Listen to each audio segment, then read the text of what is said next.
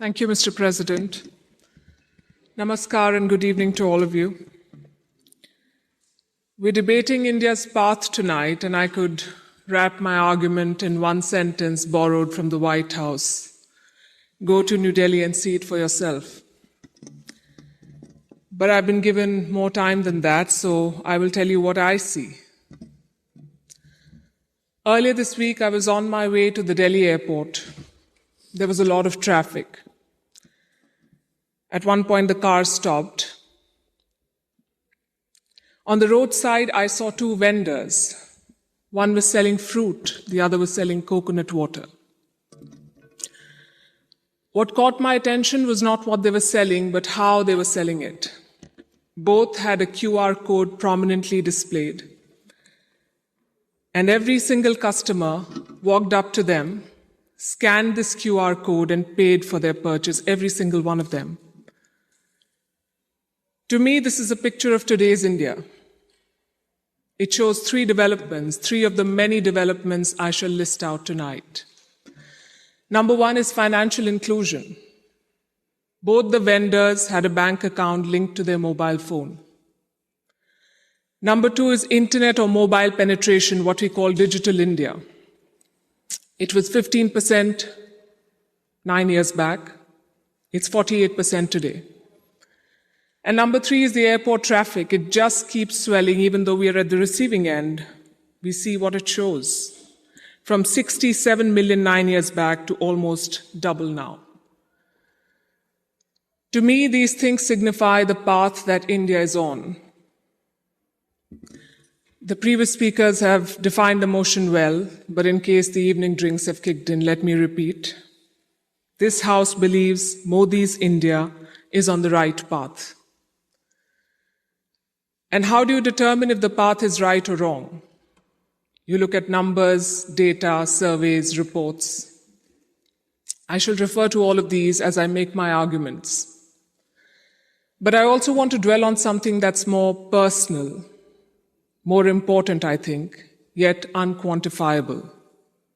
I'm talking about the experience of living in today's India. I have lived in many Indias. The weary India where exciting policies and positions were abandoned. The self-doubting India, where decisions were taken based on global opinion. And today, a more confident India, where the world comes for leadership and inspiration. You cannot put a premium on that. Indians are more prosperous at home, and hence more confident abroad.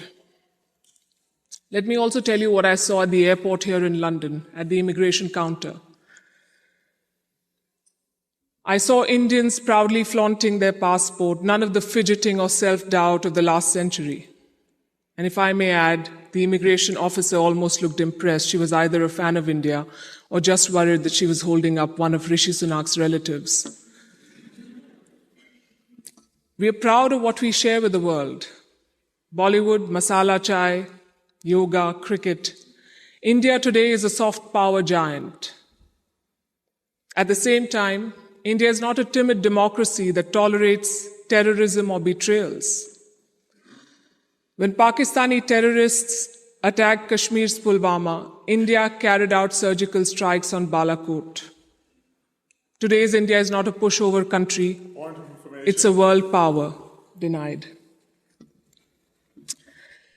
Today, invasions and colonialism are part of our history, not our identity. We are shaped by years of subjugation, not defined by them. We are excited about our global responsibilities, not wary of them. This change and confidence comes from growth at home. Which brings me to the numbers. I'll start with India's welfare state system and how it has fared in the past decade. 110 million new gas connections, 470 million bank accounts, 220 million insurance beneficiaries. And to be fair, the welfare concept is not new to India. It's been there for a while. What's new is the approach. It's not just about putting more money in the pocket, it's about empowering people. And the result, once again, the evidence shows in the numbers. India's per capita income has gone from 86,000 rupees in 2014 to 172,000 rupees now. It has doubled. And a big reason for that is the falling inflation, from more than 8% 9 years back to less than 6% today. And this, ladies and gentlemen, is in the middle of a global cost of living crisis. Foreign direct investment is at its highest level. Foreign trade is at its highest level. The growth mantra is connectivity.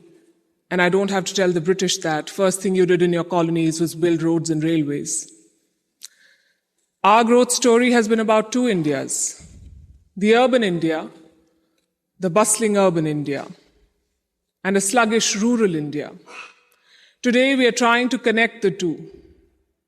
We are building more than 38 kilometers of highway every day, which is 50% more than what it was 7 years ago. The number of airports has doubled since 2014. The total capacity at seaports has doubled. This connectivity is what is driving India forward. You mentioned GST. Our constitution calls India a union of all states, which is a great tribute to our diversity. But it also meant 28 different state economies, different taxes, different trade practices. This government tried to unify it to create a single Indian market. It took time, but the result is this today. Tax collection is at its highest ever. The number of taxpayers has doubled since 2017. I have a lot of data I could go on, but you get the drift.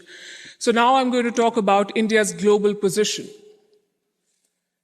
Because your path is also about your role in the world. Are you a troublemaker or a consensus builder? I think there is no doubt as to where India stands. India is a member of the Quad and the SCO. India is invited to the G7, but is also a member of the BRICS. India rubs shoulders with the West, but also leads the global South. Which other country can claim to juggle these roles? And how does India do it? Because we are not trying to play an outsized role in the world, we are trying to play the right role. In the Russia-Ukraine war, India has not taken sides. And I know it confuses a lot of people here, but back home the thinking is very clear. It is not in our national interest to pick sides and make things worse. India has excellent relations with Russia and the West, and we want to preserve that. It's like when your two good friends fight. Do you pick sides and make things worse? Or do you try to talk sense to them and bridge the divide? I know what a good friend would do. I see what India is doing. India has always been, or always tried, to be a part of the solution, not the problem. Look at our neighborhood policy. When Sri Lanka was sinking, India provided assistance worth $4 billion, no strings attached, no grudges held, for Colombo's proximity with China. A lot of people say that India is losing control of South Asia. I say South Asia was never India's to control. New Delhi is building relations based on mutual respect and equality, and the results show beyond government interactions. Countries like Nepal and Bhutan are using India's online payment systems. Students from the neighborhood come to India for training, grants, and scholarships. This government has aced what we call Buddhist diplomacy. It is leveraging India's position as a cradle of Buddhism. All these initiatives have made India popular. The world stands with us against Chinese expansionism. The global South looks up to us for leadership. The global North looks up to us for partnership. I think that's the hallmark of great diplomacy and statecraft, when you're loved and respected in all quarters. More importantly, when you're trusted in all quarters. India repaid that trust during the COVID-19 pandemic. When the world forgot about morals and globalization, India sent 24 crore vaccines to 100 countries. And you saw the result of that in Papua New Guinea. When Prime Minister Modi landed there, their Prime Minister touched his feet. This was not a personal gesture to a leader. This was a vote of thanks to the entire country. Let's talk about domestic affairs. Kashmir was brought up. This government abrogated Article 370. Today, Kashmir's economy is doing much better. 1.8 crore tourists visited the valley in the last year. That's the highest ever in Indian history, 1.8 crore. Kashmir is getting its first ever foreign direct investment, and that too from a company in the UAE. But since this is Kashmir, let's not limit ourselves to finances. Let's talk about security. Terror attacks in the valley have almost halved in the last few years. The numbers are staring in your face. Security is better, economy is better, Kashmir is better. Plus, we have corrected a historical wrong imposed on India.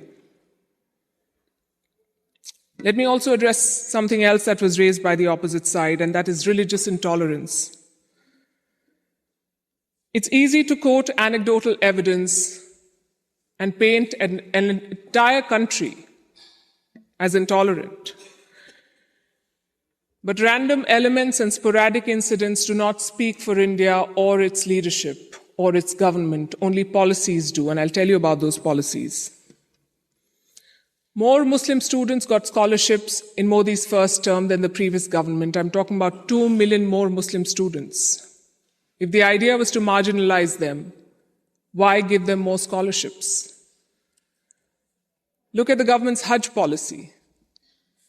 Prime Minister Modi held personal talks with the Saudi regime to increase India's Hajj quota. In 2014, it was 136,000. By 2019, it was more than 200,000. Again, if the idea was to marginalize Muslims, why increase the Hajj quota? This government abolished triple talaq. Would you call it reform or repression? Let me also tell you what a Pew study found in 2021. It runs counter to every argument that will be made here tonight. It found that 89% of all Muslims and Christians in India say they're free to practice their religion. I'll repeat, 89% of all surveyed Muslims and Christians, but no, let's build on perceptions and anecdotes, not on facts. I would also point you to all the social schemes, the bank accounts, the gas connections, the insurance policies. They're available to all citizens of all religions. Does that mean India cannot do better? Absolutely not. Even one incident of marginalization is one too many, but how would you judge an entire country's path? In fact, it struck me when I was invited for this event, why would Oxford University be interested in debating the path of Modi's India? Because India has defied Western predictions. It's the world's largest democracy charting its own course. India today has shed the burden of trying to comply with Western constructs. No amount of lecturing or virtue signaling is shaking India's confidence, and that is what unsettles critics. There are hit-and-run experts with no accountability who make pronouncements based on their political leanings to create an anti-India narrative. GDP growth won't touch 5%. There was corruption in the Rafale deal. The government was snooping in opposition parties using Pegasus. All of these make for juicy headlines. And they make it look like everything is wrong in India. But when a Supreme Court investigation finds no wrongdoing, when India's growth crosses 7%, who is questioning these experts? When an 85% Hindu majority Karnataka votes out the BJP, is the West then lauding India's secular credentials? You see, to judge a country's path, you have to be able to separate agenda-driven narrative from facts. In conclusion, let me say this. For any country in the world, there is always a wrong path. Enough dictators and autocrats have shown us, but there is no single right path. Britain has its own right path. India has its own right path. As long as democracy is respected, as long as the Constitution is respected, I would say to each their own. It is wrong to judge one country on the parameters of another.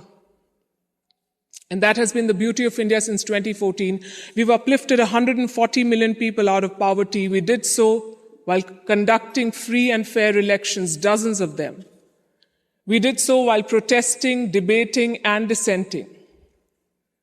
And finally, I think the hallmark of a right direction is also public approval. Do the people think you're on the right path? The people of India answered that question in 2019. Thank you.